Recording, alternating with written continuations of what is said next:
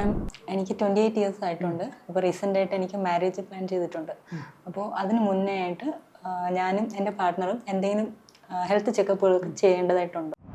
നമ്മൾ കല്യാണത്തിന് മുൻപ് എല്ലാവരും ആണുങ്ങളായാലും സ്ത്രീകളായാലും പുരുഷന്മാരായാലും ടെസ്റ്റുകൾ ചെയ്തിരിക്കണം. സ്ത്രീകൾ പ്രധാനമായിട്ട് ചെയ്തിരിക്കേണ്ട ടെസ്റ്റുകൾ എന്ന് പറഞ്ഞാൽ അവർക്ക് ഓവുലേഷൻ കറക്റ്റായിട്ട് വരുന്നുണ്ടോ എന്ന് അറിയാനുള്ള ടെസ്റ്റുകൾ ചെയ്യണം. അതിനായിട്ട് നമുക്ക് പല മെത്തേഡ്സ് ഉണ്ട്. നമുക്ക് ബ്ലഡ് ടെസ്റ്റുകളുണ്ട്. പീരീഡ്സിൻ്റെ 21ാമത്തെ ദിവസം ചെയ്യുന്ന സിറം പ്രൊജസ്ട്രോൺ എന്ന് പറയുന്ന ഒരു ടെസ്റ്റ് ഉണ്ട്. അതോടൊപ്പം തന്നെ നമുക്ക് സ്കാനിങ് ചെയ്ത് നോക്കാവുന്നതാണ്. സ്കാനിങ്ങിൽ നമുക്ക് യൂട്രസ്, ഓവറീസ് എല്ലാം നമുക്ക് ഡീറ്റെയിൽഡ് ആയിട്ട് അറിയാനായിട്ട് പറ്റും.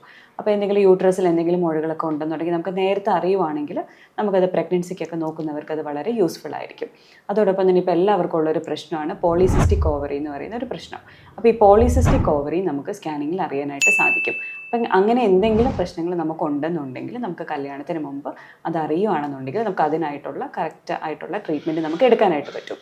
അപ്പോൾ പ്രത്യേകിച്ച് പ്രോബ്ലംസ് ഒന്നും ഇല്ലാത്തവരാണെന്നുണ്ടെങ്കിൽ അവർ പ്രഗ്നൻസി കുറച്ച് ഡിലേ ആക്കിയാലും കുഴപ്പമില്ല.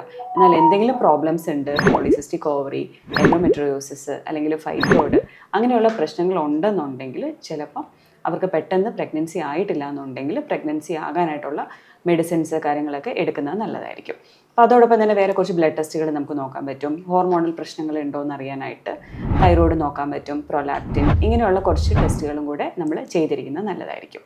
അതോടൊപ്പം തന്നെ നമ്മൾ സ്ത്രീകളെല്ലാവരും അറിഞ്ഞിരിക്കേണ്ട ഒരു കാര്യമാണ് പ്രഗ്നൻ്റ് ആകുന്നതിന് മുമ്പ് റുബെല്ല വാക്സിൻ നമ്മൾ എടുത്തിട്ടുണ്ടെന്നുള്ളത് ഉറപ്പ് വരുത്തുക. അതായത് റുബെല്ല വാക്സിൻ എടുത്തിട്ടില്ല എന്നുണ്ടെങ്കിൽ നമുക്ക് പ്രഗ്നൻസിയിൽ എന്തെങ്കിലും വൈറൽ ഇൻഫെക്ഷൻസ് വരുവാണെങ്കിൽ കുഞ്ഞിനും മാരകമായിട്ടുള്ള വൈകല്യങ്ങൾ വരാനുള്ള സാധ്യതകൾ വളരെ കൂടുതലാണ്. അപ്പോൾ പ്രഗ്നൻ്റ് ആകുന്നതിന് മുൻപ് തന്നെ എല്ലാ സ്ത്രീകളും പ്രത്യേകിച്ച് കല്യാണത്തിന് മുൻപ് തന്നെ റുബെല്ല വാക്സിൻ എടുക്കുന്നത് നല്ലതായിരിക്കും.